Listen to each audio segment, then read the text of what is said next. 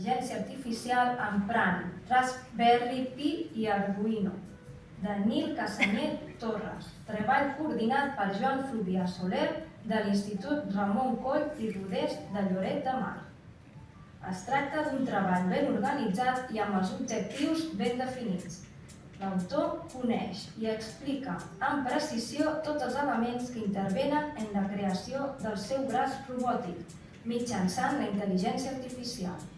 Alhora, exposa les dificultats amb què s'ha trobat en el seu procés constructiu, així com les diverses alternatives i els dubtes que s'ha trobat en el moment de triar un determinat model, depenent de si l'espai de la recerca consultat durant el procés bé estava en línia o bé no estava actualitzat.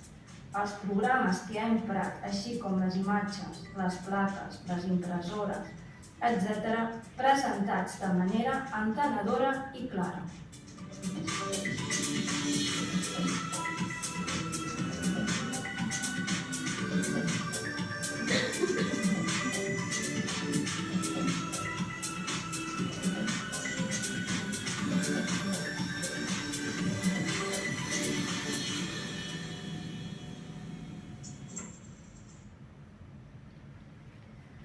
L'accessibilitat en l'arquitectura